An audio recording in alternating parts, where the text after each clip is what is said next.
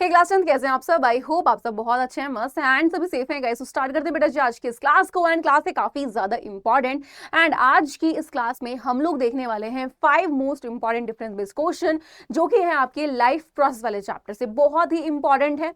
And अगर आपने देखे होंगे प्रीवियस ईयर क्वेश्चन, ठीक है, तो वहां पे आप देखोगे कि जो आज हम क्वेश्चन देखने वाले हैं ये कितनी बार पूछे जा चुके हैं एंड आने वाले एग्जाम के लिए भी काफी ज्यादा इंपॉर्टेंट रहने वाले हैं। तो जितने बच्चे ऐसे हैं अभी तक जो सीरियस नहीं है, बेटा सीरियस हो जाओ एग्जाम को लेके, ठीक है। आपके मिड टर्म एग्जाम भी आने वाले हैं, फिर प्री बोर्ड भी होंगे, आपके फाइनल बोर्ड एग्जाम भी होंगे, तो अभी से तैयारी आपको करनी पड़ेगी, ठीक है। एंड जितनी चीजें बताई जा रही हैं आपको कि भाई ये इंपॉर्टेंट है तो प्लीज उसको पढ़ो, ओके। चलिए तो स्टार्ट करते हैं। एंड सबसे पहला क्वेश्चन आ जाता है, what is the difference between aerobic and anaerobic respiration. अच्छा बेटा जी यहाँ पे बोल रहे हैं कि बताने आपको डिफरेंसेस के बीच में एरोबिक के एंड एनारोबिक रेस्पिरेशन के। अब अगर मैं आपसे बात करती हूँ बेटा एरोबिक रेस्पिरेशन और एनारोबिक, तो रेस्पिरेशन जो होता है वो दो टाइप से होता है ना। एरोबिक रेस्पिरेशन वो होता है जहां पे हमें O2 की जरूरत होती है, यानी कि O2 के प्रेजेंस में। एंड जो एनारोबिक होता है यहाँ पर हमें ऑक्सीजन की नीड नहीं होती है, ओके। तो चलो जान लेते हैं फिर सारे डिफरेंस को। ओके तो सबसे पहले बात कर लेते हैं यहाँ पे एरोबिक रेस्पिरेशन। तो क्या बोल रहे हैं, takes place in the presence of oxygen, यानी कि इसको होने के लिए जरूरत होती है ऑक्सीजन की, ठीक है। लेकिन जो एनारोबिक रेस्पिरेशन होता है बेटा जी वहां पे उस रेस्पिरेशन को होने के लिए हमें ऑक्सीजन की नीड नहीं है, वहां पे वो बिना ऑक्सीजन के होता है, ठीक है। यानी कि takes place in the absence of oxygen, जो कि इनका बहुत ही इंपॉर्टेंट डिफरेंस है। नेक्स्ट बात कर लेते हैं यहाँ पे। अब हमें पता है कि भाई जो एरोबिक रेस्पिरेशन होता है, ठीक है, वो कहाँ हो रहा है, माइटोकॉन्ड्रिया में, ठीक। अब इसके अलावा वो साइटोप्लाज्म में भी हो सकता है। एंड माइटोकॉन्ड्रिया में क्या बना रहा है भाई वहां पे, यानी कि एरोबिक रेस्पिरेशन में अगर हम बात करें तो वहां पे बनता है carbon dioxide, water and ATP की फॉर्म में होती है एनर्जी रिलीज। तो आपका नेक्स्ट पॉइंट ये हो जाएगा। एंड अगर हम बात करते हैं एनारोबिक की, तो एनारोबिक रेस्पिरेशन आपने क्या देखा कि जब हम यीस्ट में देखते हैं तो वहां पे बनता है क्या, इथेनॉल प्लस आपका क्या हो जाएगा CO2 एंड एटीपी की फॉर्म में एनर्जी रिलीज हुई।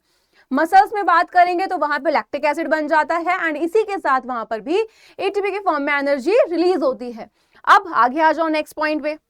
एरोबिक रेस्पिरेशन कहाँ हो रहा है भाई, माइटोकॉन्ड्रिया में होता है। लेकिन याद रखना कि जो एरोबिक रेस्पिरेशन होता है बेटा जी ये आपके साइटोप्लाज्म में भी हो सकता है, लेकिन ये जो एनारोबिक रेस्पिरेशन होता है ये आपका किसमें, सिर्फ और सिर्फ साइटोप्लाज्म में ही होता है, ठीक है।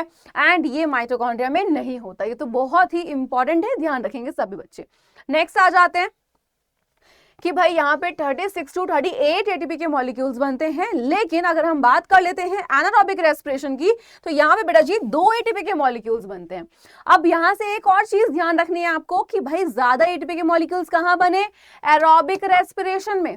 तो ज्यादा एनर्जी कहाँ रिलीज होगी, एरोबिक रेस्पिरेशन में, ठीक है। ये डिफरेंस बहुत बार आया है एंड आप सबको पता होना चाहिए।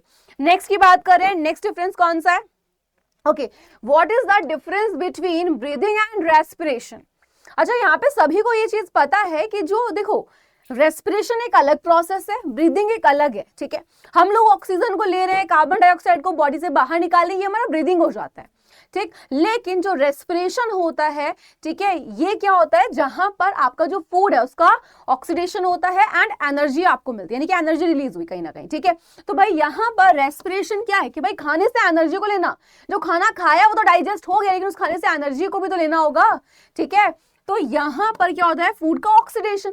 अब उसके लिए जरूरी होती है क्या, ऑक्सीजन, ठीक है। इसीलिए ब्रीदिंग जो है वो पार्ट है रेस्पिरेशन का, लेकिन ये दोनों सेम नहीं हो जाते, ओके। चलो तो सबसे पहले यहां बात कर लेते हैं बेटा जी ब्रीदिंग की। तो it is a physical phenomena where exchange of oxygen and carbon dioxide takes place. Next की बात कर लेते हैं, it is a biochemical process where glucose is oxidised to produce carbon dioxide and water, ठीक है। First point हमेशा आप वहां पे डेफिनेशन का लिख सकते हो, कोई दिक्कत नहीं है।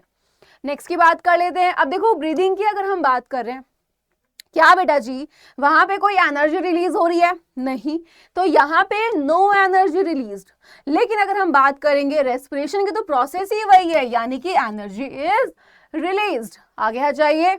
नेक्स्ट ब्रीदिंग क्या है, it is extra cellular and अगर हम बात कर रहे हैं यहाँ पे रेस्पिरेशन की, तो it is intracellular, no enzymes involve are, यानी कि भाई अगर हम बात करें नो एंजाइम्स आर इन्वॉल्व, किसमें, आपका ब्रीदिंग में, लेकिन रेस्पिरेशन में क्या होते हैं भाई, एंजाइम्स होते हैं, यानी कि भाई a series of respiratory enzymes are involve to bring about the oxidation. Simple, clear, ठीक है।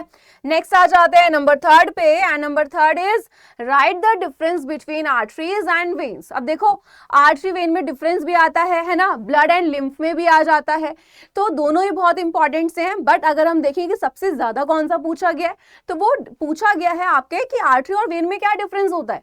ओके तो यहाँ पे सबसे पहली चीज हम सबको एक चीज याद रखना कि जो हमारा ह्यूमन हार्ट है, मैंने उसको ऐसे प्लस के साइन के फॉर्म में पढ़ाया है कि भाई राइट आर्टरियम है, राइट वेंट्रिकल है, लेफ्ट आर्टरियम है एंड लेफ्ट वेंट्रिकल है ना। तो यहाँ पे जब भी हम लोग बात करते हैं बेटा जी, तो क्या हो जाता है, अब यहाँ पे जब भी हम लोग बात कर लेते हैं तो आपको ये पता होना चाहिए कि भाई अगर ब्लड आ रहा है कौन सा, कार्बन डाइऑक्साइड वाला, तो वो कहाँ आ रहा है, हार्ट के कौन से वाले चैम्बर में आ रहा है, कौन उसको लंग्स तक लेके जा रहा है, फिर लंग्स से कौन ऑक्सीजनेटेड ब्लड को वापस से हार्ट में लेकर आ रहा है। एंड फिर यहाँ पे आपको ये चीजें अगर पता है, ये बहुत ज्यादा इंपॉर्टेंट है, तो पूरा हार्ट पढ़ के जाना एग्जाम के लिए, ठीक है, पूरा ह्यूमन हार्ट। अब यहाँ पे जो क्वेश्चन पूछा उसकी बात कर लेते हैं। अब ये सब हमने क्यों बताया, क्योंकि भाई आपको ये पता है कि राइट वेंट्रिकल से जो पल्मोनरी आर्टरी होती है वो ब्लड लेके जाती है कहाँ, लंग्स के पास, फिर वहां से पल्मोनरी वेन लेकर आती है। अब ये दोनों इतनी इंपॉर्टेंट क्यों है, तो चलो जानते हैं। देखो सबसे पहले अगर हम आर्टरीज की बात करते हैं, तो जो आर्टरीज होती हैं कैरी ऑक्सीजनेटेड ब्लड, है ना। ऑक्सीजनेटेड ब्लड बेटा जी कौन सा होता है, जो आपका ऑक्सीजन वाला ब्लड होता है उसको हम बोलते हैं ऑक्सीजनेटेड ब्लड। एंड जिस ब्लड में बेटा जी आपका कार्बन डाइऑक्साइड होता है, उस ब्लड को हम लोग बोलते हैं डीऑक्सीजनेटेड ब्लड। तो जो आर्टरीज होती हैं उनमें हमारा ऑक्सीजनेटेड ब्लड होता है, लेकिन जो वेन्स होती हैं उनमें बेटा जी हमारा डीऑक्सीजनेटेड ब्लड होता है, यानी कि कार्बन डाइऑक्साइड वाला ब्लड होता है। अब बहुत ही इंपॉर्टेंट, क्या बोला था मैंने आपको कि यहाँ पे pulmonary artery and pulmonary vein बहुत इंपॉर्टेंट है।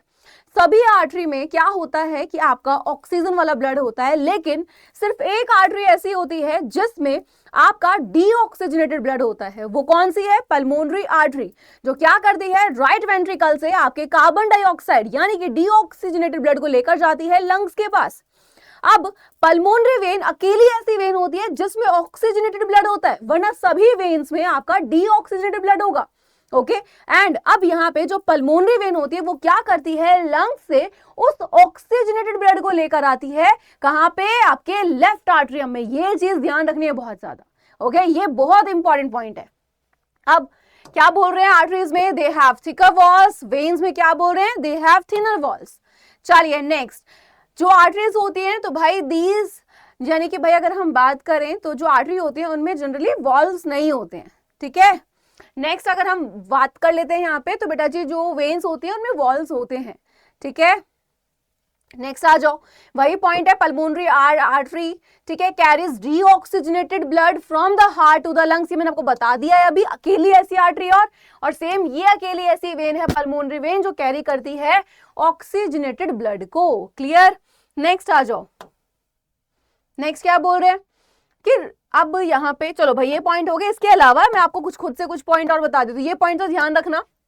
अब ये जो आर्टरीज होती है, हमें पता है बेटा कि जो आर्टरीज होती हैं उसमें ऑक्सीजनेटेड ब्लड होता है, ठीक है, इसलिए वो आपका रेड कलर की से आपको दिखेंगे हल्की से। लेकिन ये जो आपकी वेन्स होती है उसमें कार्बन डाइऑक्साइड होने की वजह से वो हमें ब्लू कलर की से दिखती है। ये पॉइंट आप ऐड कर लेना, ठीक है। चलो नेक्स्ट आ जाओ फटाफट से। नेक्स्ट बोल रहे हैं right the difference between respiration and photosynthesis. बहुत बार आया हुआ है ना। अब बात करते हैं यहाँ पे रेस्पिरेशन एंड फोटोसिंथेसिस की। तो जो रेस्पिरेशन है वहां पे क्या हो रहा है, वहां पे तो एनर्जी रिलीज हो रही है। एक है जहां खाना बन रहा है, एक है जहां पर क्या होता है आपके कार्बन डाइऑक्साइड की नीड है, एक है जहां पे कार्बन डाइऑक्साइड की नीड नहीं है। तो चलो जान लेते हैं।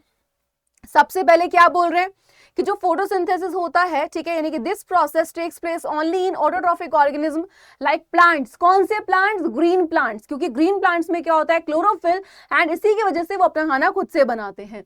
रेस्पिरेशन की बात कर लेते हैं तो भाई ये ऑटोट्रॉफ्स एंड हेटरोट्रॉफ्स दोनों में होता है। नेक्स्ट आ जाओ यहाँ पे, इसमें क्या हो रहा है भाई, प्लांट अपना खाना बनाते हैं sunlight, carbon dioxide, chlorophyll and water को यूज करके। है ना भाई, यही तो सब उन्हें चाहिए होते हैं। रेस्पिरेशन में क्या होता है बेटा जी, यहाँ पे अगर हम बात करें तो हमने देखा कि भाई जो ब्रीदिंग है, ठीक है, वो पार्ट है रेस्पिरेशन का। एंड यहाँ पे क्या होता है, जो फूड है, ठीक है, उसका ऑक्सीडेशन हो रहा है, ठीक है। तो during this process exchange of gases takes place in which carbon dioxide is removed from the body and oxygen is taken inside. ये हमारा याद रखना कि ब्रीदिंग का पार्ट था अभी। एंड ब्रीदिंग किसका पार्ट है, रेस्पिरेशन का। तो रेस्पिरेशन क्या है, जहां पर हमारा जो फूड है उसका ऑक्सीडेशन हो रहा है, ओके। यानी कि आप क्या लिखोगे वहां पे, हाँ जी, it is a biochemical process where glucose is oxidised to produce carbon dioxide. तो इस पॉइंट को इसी के आगे आप ऐड करोगे यहाँ पे, ठीक है।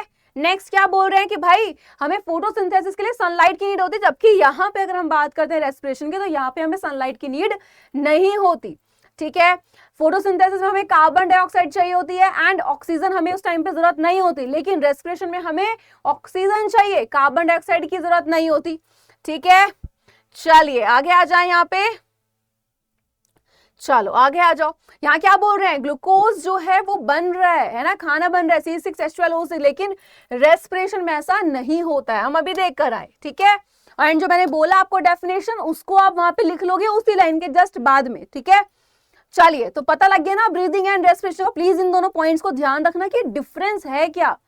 आगे एंड लास्ट है आपका, right the difference between alveoli and nephron. देखो ये किसका पार्ट है, ह्यूमन रेस्पिरेटरी सिस्टम का। ये किसका पार्ट है, ह्यूमन एक्सक्रीटरी सिस्टम का, है ना। दोनों ही अपने आप में बहुत ज्यादा इंपॉर्टेंट है। चलिए आ जाइए फटाफट से, तो क्या बोल रहे हैं, ओके सबसे पहली चीज तो its structure is that of a pouch like air sac. And nephron की अगर हम बात करें ट्यूब्यूल्स टाइप है, यानी कि दे आर एलोंगेटेड, ठीक है, ट्यूब्यूल्स। नेक्स्ट आ जाओ, क्या बोल रहे हैं, the walls of alveoli are very thin. And nephron क्या बोल रहे हैं, each nephron has two components, Bowman's capsule and tubules. Next, alveoli are surrounded by the thin blood capillaries. Nephron blood capillaries form two patches, glomerulus, ठीक है, and peritubular capillaries. Next क्या हो रहा है, ये क्या कर रही है, गैसों के एक्सचेंज में हेल्प करती है। एंड नेफ्रॉन क्या कर रही है, फिल्टर का काम कर रही है ना। जितने भी हमारे ब्लड में जो नाइट्रोजनस वेस्ट होता है उसको अलग करती है कहीं ना कहीं, ओके। तो ये थे तुम्हारे वो डिफरेंस जो है आपके एग्जाम के लिए जरूरी, जिसमें से सबसे ज्यादा आ जाता है इंपॉर्टेंट कि रेस्पिरेशन में एंड फोटोसिंथेसिस में क्या डिफरेंस है।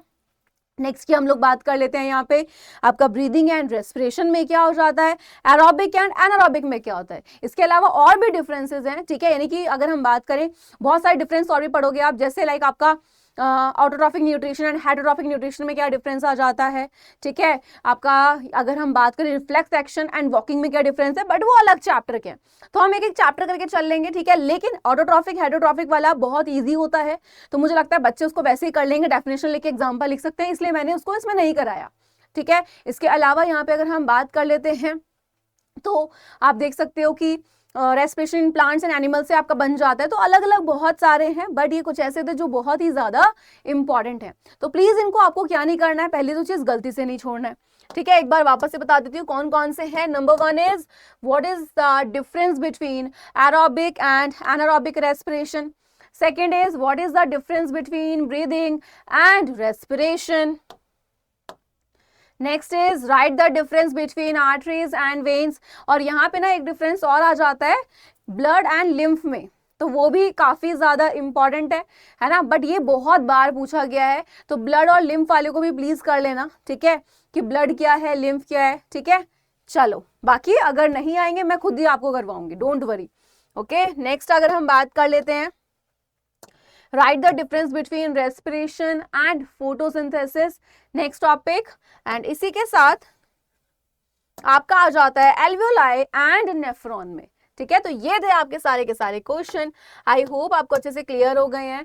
एंड कोई भी टेंशन लेने की जरूरत बिल्कुल भी नहीं है, क्योंकि मैं आपको बहुत अच्छे से पढ़ा दूंगी सारे की सारी चीजें, सारे के सारे बेटा जो टॉपिक्स हैं आपको, तो टेंशन मत लेना, अच्छे से पढ़ेंगे। डायग्राम जितने बताए हैं प्लीज उनकी भी प्रैक्टिस आपको करनी है। बाकी जो भी आपके टॉपिक हैं उनकी ना छोटी छोटी वीडियो में बना दूंगी, ताकि आपको बहुत ईजी ट्रिक के साथ वो समझ आ पाए, है ना, जो भी डिफिकल्ट टॉपिक है। और डायग्राम बनाने भी सिखा दूंगी, अगर कोई डायग्राम है तो वो आपको कैसे इजी तरीके से आप उसको बना सकते हो, ओके बच्चा। ठीक है, चलिए तो फिर करते हैं गाइस इस सेशन को एंड, मिलते हैं नेक्स्ट एक न्यू वीडियो के साथ। तब तक के लिए bye bye and take care guys, and अच्छे से पढ़ते रहो। Bye bye.